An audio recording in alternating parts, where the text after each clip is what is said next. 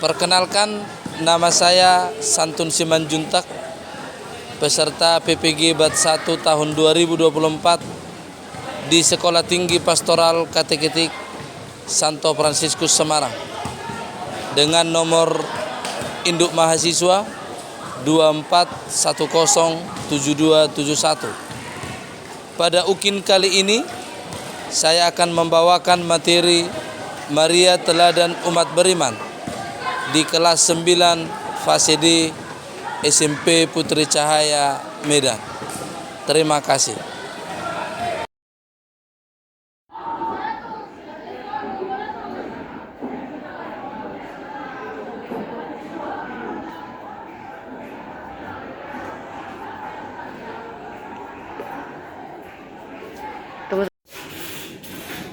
Good afternoon, my students. Good afternoon, sir.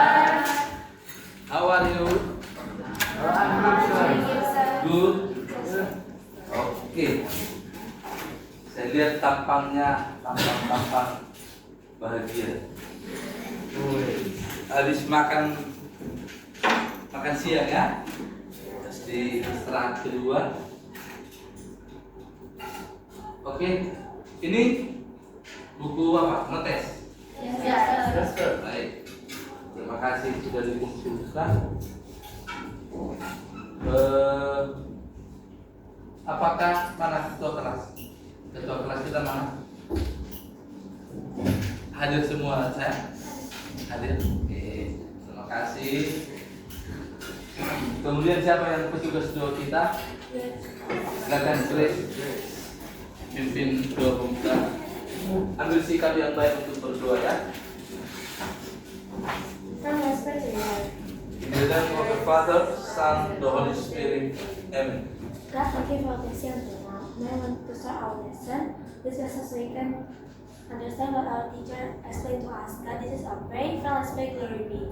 Glory be to the Father, the Son, and the Holy Spirit, as it was in the beginning, is now, and ever shall be, world without end. Amen. In the name of the Father, Son, the Holy Spirit. Amen.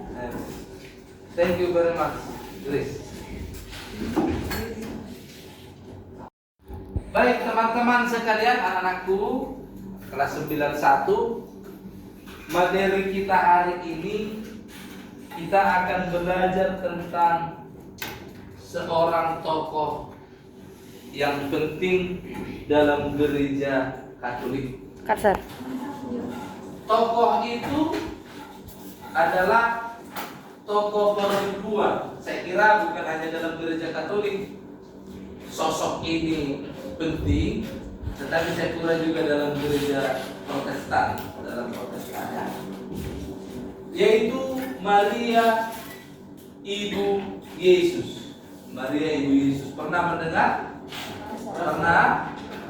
Saya harap pernah mendengar tokoh ini. Tokoh yang sangat penting perannya dalam gereja, terutama dalam sejarah keselamatan. Bapak harap bisa kita,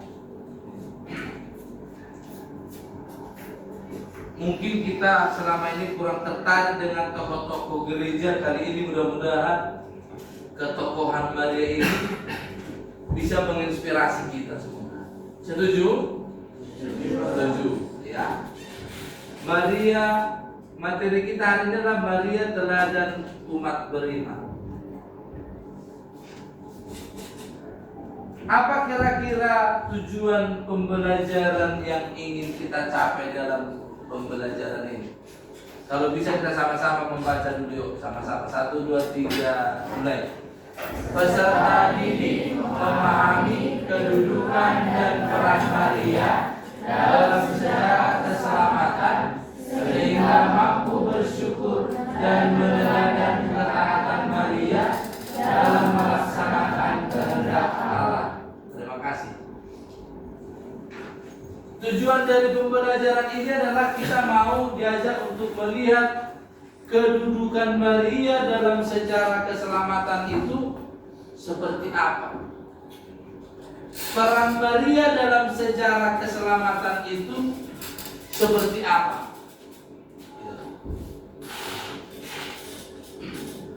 Bapak harap kita antusias nanti melihat ini. Teman-teman, kriteria ketercapaian tujuan pembelajaran yang mau kita capai: satu, anak-anak kami sekalian nanti memahami praktik hidup beriman Kristiani dalam gereja Katolik, praktik hidup beriman. Kemudian peserta didik memahami kedudukan Maria dalam sejarah keselamatan. Dan yang ketiga, peserta didik memahami peran Maria dalam hidup dan karya Yesus. Yang keempat, peserta didik mampu mendesain doa ungkapan terima kasih atas iman Maria sehingga keselamatan umat beriman dapat terwujud melalui Yesus Kristus putranya yang dikandung. Sampai di sini masih bisa diikuti ya? Bisa? Baik, kita lanjutkan. Siapa yang pernah mendengar kata Maria ini? Nama Maria, siapa yang sudah pernah mendengar? Semua ya? Jaya juga pernah dengar ya, Jaya? Jaya kan? Iya. Oke. Setahu kalian, ayo nanti boleh siapa yang menjawab ya? Katanya Maria itu spesial sih, spesial dan layak untuk diteladani. Pertanyaan saya, siapa yang bisa menjelaskan sepengetahuan kalian di mana letak spesialnya Maria itu? Siapa bisa mencoba menjawab? Ayo. Apa yang spesial dari Maria? Silakan. Oke, Gracilia. Berdiri aja saya. Berdiri. Sebenarnya kalau dari nama Maria itu banyak banget Bunda Maria itu banyak banget semua yang dilakukan dia hal baik. Cuman yang paling berkesan di ingatan saya itu saat Bunda Maria membantu pernikahan Kana yang Bunda Maria tidak tega karena pemilik pesta kekurangan anggur, jadi dia membujuk Yesus untuk mengubah air menjadi anggur. Menurut saya itu salah satu termasuk compassion-nya Bunda Maria kepada yang punya pesta. Baik, tepuk tangan dulu untuk si Gracilia. Compassion, Maria itu memiliki compassion, memiliki bela rasa ketika ada seorang pesta di Kana, bahwa tuan pesta itu kehabisan anggur, dan waktu itu dia meminta siapa? Yesus untuk membantu ya, membantu. Tidak langsung ubahlah air menjadi anggur, enggak, hanya membantu. Kalau ada nanti minta tolong bantu ya. Itu adalah compassion. Bagus, terima kasih Gracilia. Ada yang lain? Oke, silakan Ripka. Buat saya biar teman-temannya dengar. Jadi menurut saya yang spesial dan teladan yang bisa kita ambil dari Maria itu yang kedua yaitu kerendahan hati. Iya, kerendahan hati. Di mana letak kerendahan hati Maria menurut Ripka? Jadi waktu Maria diberi kabar oleh malaikat Gabriel soal kehamilannya, itu Maria dengan rendah hati dan dengan kepasrahan menerimanya dan mengatakan, aku ini hamba Tuhan, terjadilah padaku menurut perkataanmu. Baik, terima kasih. Tepuk tangan untuk Ripka. Hebat-hebat, luar biasa. Rendah hati, Maria dikatakan rendah hati karena dia menunjukkan, mengatakan apa? Aku ini hamba. Hamba itu apa? Yang siap untuk diperintah. Itu hamba itu siap diperintah oleh siapa? Tuannya. Kalau di keraton Yogyakarta, hamba atau abdi dalam, katanya abdi dalam, hamba itu, seorang hamba itu nggak boleh duduk bersama dengan tuannya. Kalau tuannya duduk di kursi gitu, hamba itu harus dibawa berduduk gini dan tidak boleh memandang begini. Dia artinya dia harus menunduk dan siap untuk melaksanakan apapun perintah Tuhan. Itu adalah kerendahan hati Maria, seperti yang dikatakan Sirika. Bagus. Maria itu, aku ini hamba Tuhan. Ya udah, apapun yang Tuhan katakan, aku siap melaksanakan. Terima kasih Rika. Ada lagi? Siapa yang bisa? Oke. Tiffany, silakan aku. Buat ya saya. Maria memiliki iman yang besar. Ya. Ketika jenazah Yesus diturunkan dari salib, Ya. harusnya kan ibu seorang ibu duluan sedih. Iya. Tapi karena Maria memiliki iman yang besar, dia menerimanya dengan lapang dada. Baik, tepuk tangan untuk si Tiffany. Ketika Maria memangku, waktu itu diturunkan dari salib, harusnya seorang ibu, apa yang terjadi? Seorang ibu harusnya hancur hatinya ya. Seorang anak semata wayangnya harus meninggal tragis, termasuk meninggal tragis disalibkan. Harusnya ibu itu, seorang naluri seorang ibu itu biasanya kepada anaknya luar biasa. Kalau manusia bisa, ibu itu apa namanya, naluri apa, instingnya itu lebih klop kepada anak daripada bapaknya. Iya, nanti praktekkan aja di rumah. Mama itu akan bisa merasakan anakku kayak mana gitu, kurang sehat atau apa gitu, seorang ibu itu. Nah, ketika Maria melihat jenazah Yesus, memangku jenazah Yesus itu, harusnya dulu apa? Hancur hati Maria sebenarnya. Tetapi karena imannya yang begitu besar, seperti kata Tiffany tadi, dia tetap memasrahkan kepada kehendak Allah. Karena memang kehendak Allah lah yang dilakukan oleh Maria. Wah, tepuk tangan untuk kita semua. Luar biasa, jawaban-jawabannya luar biasa. Nampak sekali kalian suka membaca kitab suci. Setuju? Setuju. Asal jangan pencitraan aja ya. Baik, itu menunjukkan bahwa Maria itu spesial dan memang layak untuk kita jadikan teladan, untuk kita jadikan contoh. Pertanyaan kedua, menurut kalian bagaimana kira-kira teladan iman Maria ini, keteladanan iman Maria ini dapat kita terapkan dalam hidup sehari-hari? Siapa yang bisa? Bagaimana kita menerjemahkan yang spesial dari Maria itu dalam hidup sehari-hari? Siapa bisa muncul? Oke, Aurelius, silakan aku.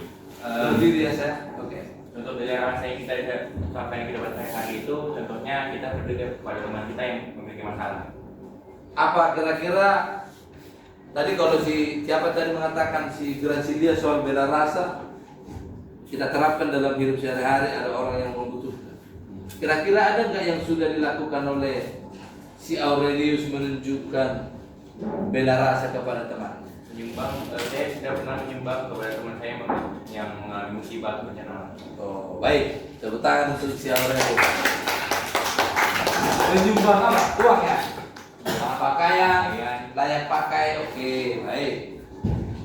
Bagaimana kita terapkan bela rasa dengan membantu orang-orang di sekitar kita yang membutuhkan?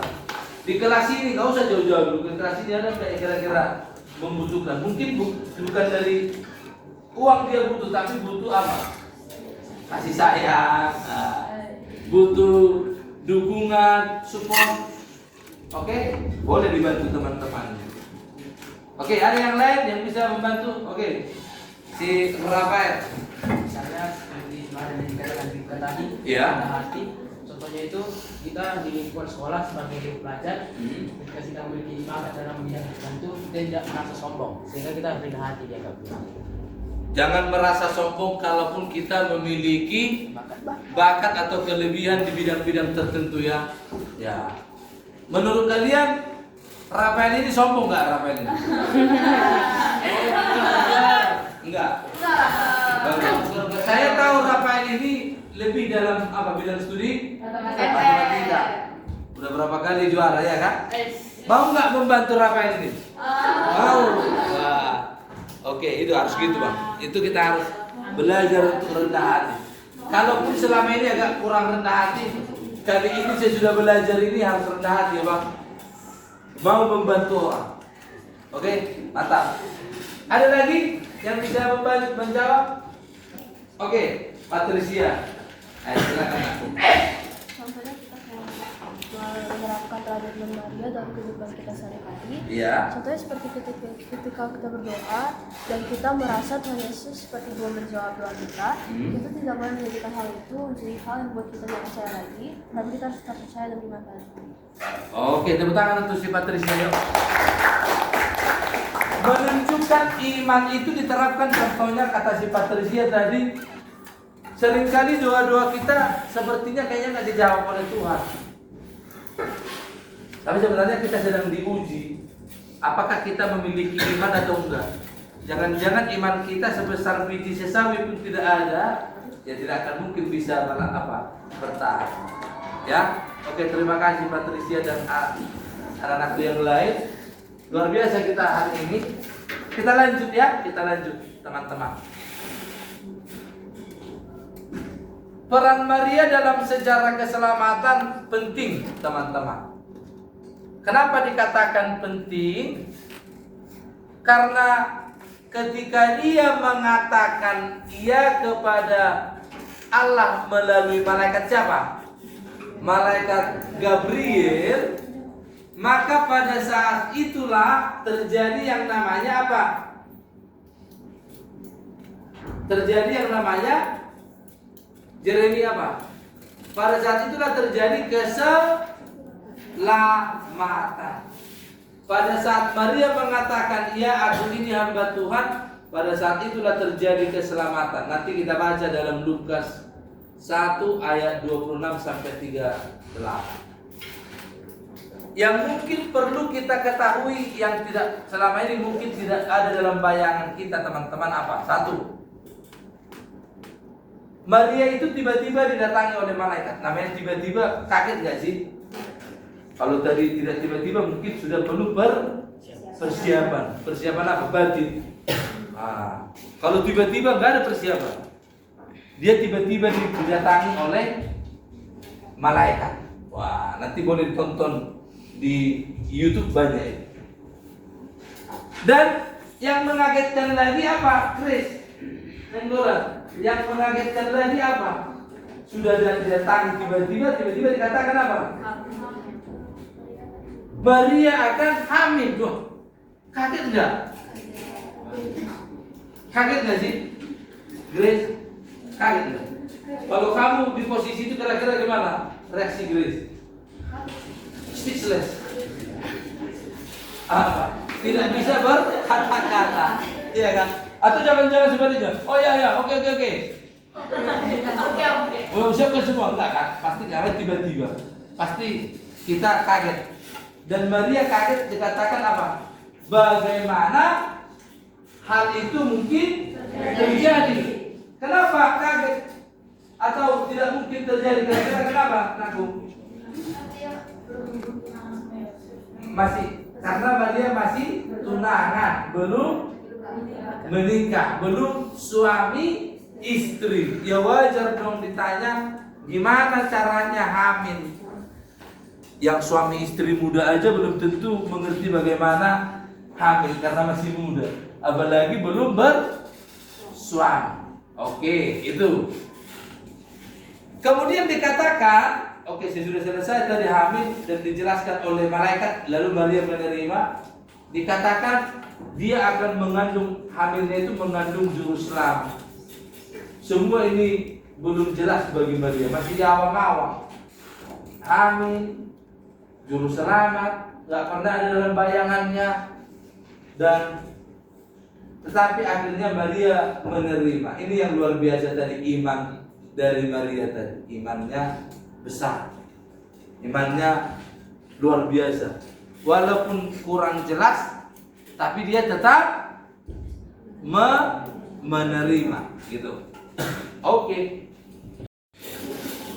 kita lanjutkan teman-teman sekalian. Kenyataannya kita sering dihadapkan pada ketidakpastian di dalam hidup kita. Bahwa kita juga sering mengalami ketidakpastian. Atau ada yang udah tahu pasti akan seperti apa besok? Nggak tahu. Ya, soal kesehatan. Saya baru-baru ini dikagetkan apa namanya? Saya jadi kagetnya begini. Kayaknya tanda-tanda orang meninggal itu kayak nggak nampak gitu. Ini teman kuliah saya, teman kuliah online ini, online baru-baru kan orang bapak kan lagi PPG. Tiba-tiba meninggal satu orang. Padahal kami beberapa waktu lalu masih Zoom, masih cerita-cerita karena kebetulan beliau itu ketua kelompok kami gitu. Jadi itu soal kesehatan itu kita nggak tahu. Sekarang kita lihat ini ke depan kita nggak tahu apa yang terjadi. Maka dalam ketidakpastian kita mencoba belajar dari Maria untuk tetap apa? Berserah kepada Tuhan dalam ketidakpastian. Misalnya keuangan, kita juga nggak tahu kondisi keuangan kalau orang tuamu atau kondisi keuangan negara ini, nggak ada yang tahu gimana besok. Kalau kamu ingat dulu apa waktu zaman apa COVID-19, semua dulu lantah perekonomian dan tidak pernah dipikirkan orang terjadi COVID-19. Jadi kita nggak tahu, maka kita berada di dalam ketidakpastian. Kemudian soal stabilitas dan keamanan politik kita juga nggak tahu. Bisa jadi besok kita nggak tahu. Ini tanggal 20 akan apa namanya? Mudah-mudahan pergantian presiden, estafet presiden ini semakin membawa kemajuan di dalam negara kita. Tanggal 20 pelantikan kalau tidak salah. Ya, ini. Lalu kita di dalam ketidakpastian itu mari kita belajar dari Maria, mencari inspirasi dari Maria supaya kita tetap teguh dalam setiap ketidakpastian dalam hidup. Jangan jadi goyah. Kemudian kesetiaan dan ketaatan Maria tadi, ketaatan Maria kepada bapaknya, kesetiaannya dalam tugas dan tanggung jawabnya boleh juga kita pelajari, Noel. Misalnya setia dalam tugas-tugas sekolah, ya bang, setia kecil. Nah, sekarang apalagi kalau kalian mungkin gampang mengerjakan tugas-tugas, tapi seringkali kalau kamu tidak setia jadi lalai. Maka setialah untuk hal-hal yang kecil. Tekun. Yang kedua, boleh kita belajar dari Maria untuk taat. Taatlah mulai dari rumah. Misalnya taat kepada siapa? Kepada kedua orang tua. Taatnya kalian kepada orang tua. Mudah-mudahan. Karena banyak orang tua zaman sekarang ngeluh kesulitan orang tua mengarahkan anak-anaknya. Kesulitan. Banyak orang tua yang ngeluh, gimana ini? Mudah-mudahan kalian tidak termasuk di dalamnya. Anak-anak sekolah yang di luar itu kan, bukan di kelas ini, dan salah. Baik, teman-teman. Sekarang Bapak minta kalian masuk dalam kelompok ya. Kelompok yang sudah kita bagi, silakan masuk dalam kelompok untuk mengerjakan 5 pertanyaan ini. Oke, silakan masuk dalam kelompok.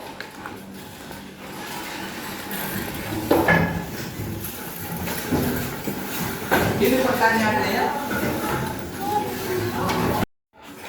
Baik teman-teman, supaya anak-anak kami sekalian semakin mengerti tentang siapakah Maria itu dalam kitab suci.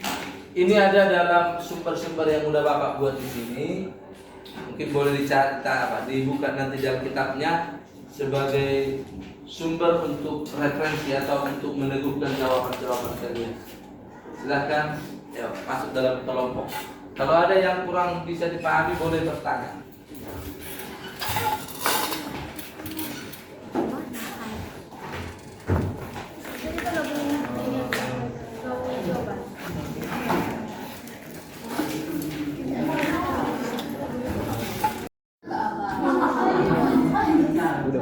Gimana nomor 1? Pikirnya gini, malaikat mengatakan bahwa sama aja nih jawaban kita semua. Apa jawabannya? Malaikat mengatakan bahwa mengandung. Namun Maria bingung karena dia belum suami. Gitu ya. Kau Ciko kayak mana nomor 2 aku Ciko? Bawah? Belum dua.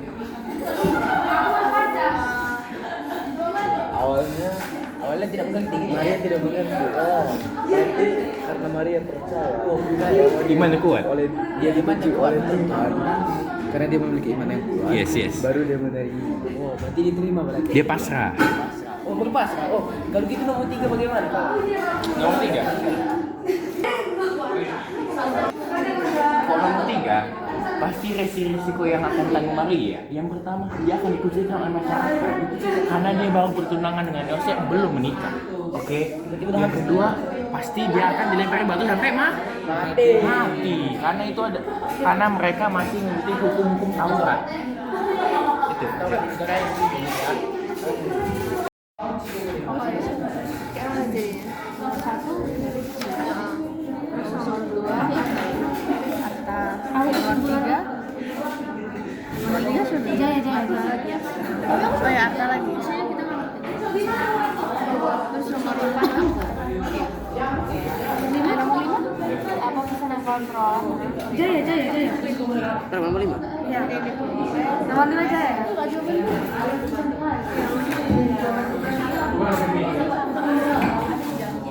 Kan dia jomblo. Oh ya, Cak sih. Bacanya itu. Nah, baiklah. Aku kesimpulan aja lah. Aku kesimpulan enggak nih? Ini nah, itu enggak cepat belajar. Iya, kalian baca gua yang lagi. Punya gua ajarin. Oh ya. Ini gimana kita sampai nomor 2 ini? Yang inspirasi Maria yang kehidupan sehari-hari. Kau apa contohnya? Itu kalau misalnya di sekolah itu aku baca dong. Kalau aku menurut saya pesan itu sudah tersampaikan dengan jelas karena pada awalnya ia sempat kebingungan bagaimana ia akan mengandung tetapi belum memiliki suami dan pada akhirnya ia berpasrah kepada Tuhan tentang apa yang diperbuatnya kepada Maria. Aku gitu kau. Kalau bedanya sih, aku yang nomor 2 itu yang saya sampaikan kalau sebelum sebenarnya udah jelas didengarnya pasti dong karena kan didengar dia orang baik ngomong gitu kan cuma kan ya pastinya nggak bisa langsung diterima secara akal saya juga karena kan juga kita dikabarkan kita tuh bakal punya anak gitu kan karena kita belum nikah gitu loh jadi ya udah jelas tapi kayak berpasrah gitu. Coba kita jawab yang nomor 3 ini. Resiko yang akan dihadapi Maria ketika menerima pesan malaikat. Kita kan tahu gitu, pas dia menerima pesan malaikat itu kan dia itu kayak masih tunangan gitu, belum resmi lagi gitu nikah sama si Yusuf. Oh, kayaknya aku tahu yang jawabannya ini bentar. Aduh tadi apa? Kataku konsekuensi yang dihadapinya yaitu dia mendapat hukuman yang seperti yang udah tertulis lah kayak dilempari batu ketika berzina. Lagi itu zaman Romawi gitu kan pasti hukumannya keras gitu kalau jadi punya anak di luar nikah gitu. Dilempari pun sampai mati. Sebelum makanya. Oh iya, pukulan cok. Coba pukulan cok. Mana? Nomor 9. Itu cuman Oh, ini dia. Oke, teman-teman. Saya kira udah cukup waktu diskusinya. Sekarang tiba saatnya untuk presentasi seperti yang kita sampaikan tadi. Silakan kelompok Tiffany dan teman-teman silakan. Oke, di sini saya akan membacakan pertanyaan nomor 1 dan jawabannya. Pertanyaannya, tuliskanlah apa yang membingungkan bagi Maria Dengarkan. tentang pesan yang disampaikan malaikat. Jawaban kami adalah, malaikat menyatakan bahwa ia akan mengandung. Namun Maria bingung bagaimana ia akan mengandung, sementara pada saat itu ia belum bersuami. Terdapat pada Lukas 1 ayat 34. Baik, yang membingungkan bagi Maria adalah dia dikatakan hamil padahal belum bersuami. Silakan siapa si Grace? Silakan dulu. Kuat ya, kuat. Menurutmu apakah pesan yang disampaikan oleh malaikat itu sudah dimengerti dengan jelas oleh Maria sehingga ia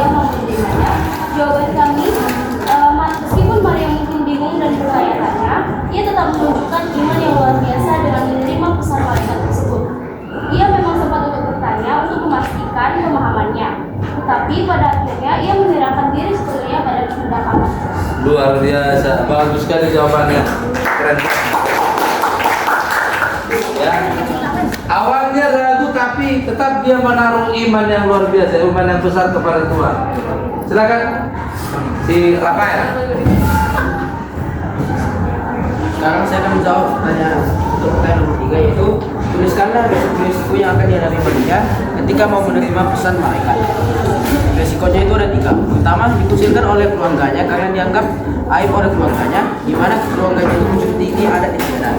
Kedua, dihukum sesuai dengan hukum Taurat, yaitu hukumannya dilempari batu sampai mati. Dan ketiga, ditinggalkan oleh Yosef karena dianggap berselingkuh. Baik, dia akan bisa dilempari sampai mati karena dianggap berzina di luar pernikahan. Oke, terima kasih untuk kelompok luar biasa jawabannya. Ayo, jelas.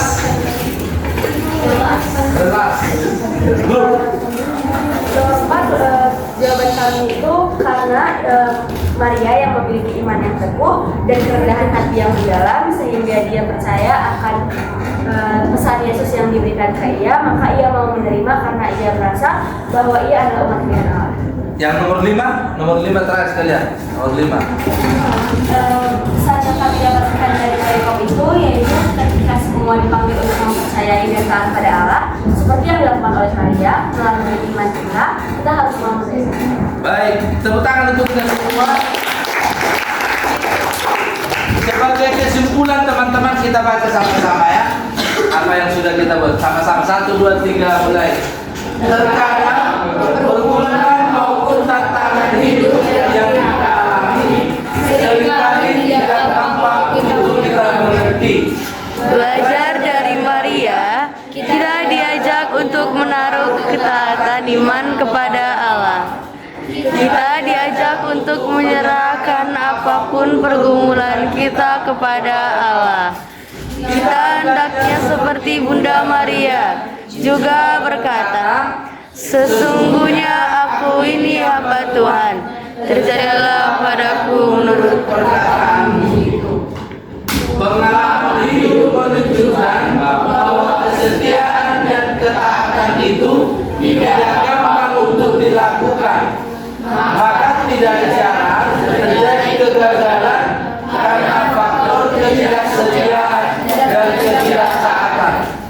Maria adalah tokoh yang bisa kita jadikan teladan dalam kesetiaan dan ketaatan. Ia setia apa yang telah diiyakannya kepada Allah, apapun resikonya, baik dalam suka dan duka. Demikian juga dia selalu taat pada kehendak Allah. Demikian kesimpulan yang bisa kita dapatkan pembelajaran hari ini. Mudah-mudahan keteladanan Maria bisa kita tiru dalam hidup kita sehari-hari. Setuju? Setuju. Kita tutup dengan doa penutup. Friends and teacher, let's pray together. In the name of the Father, Son, the Holy Spirit. Amen. Dear God, thank you for now. Thank you for blessing us until now. And now we are already finished our lesson, and now we want to go home. Please bless us to get arrived at our home safely, and bless our teacher too, so he can teach us the next day. God, this is our prayer. Friends and teacher, let's pray. Hail Mary. Hail Mary, full of grace, the Lord is with thee. Blessed art thou among women, and blessed is the fruit of thy womb, Jesus. Holy Mary, Mother of God, pray for us sinners, now and at the hour of our death. Amen. In the name of the Father, Son, the Holy Spirit. Amen. Thank you very much. Thank you for all. Good afternoon. Oke, kita pulang ya. Oras.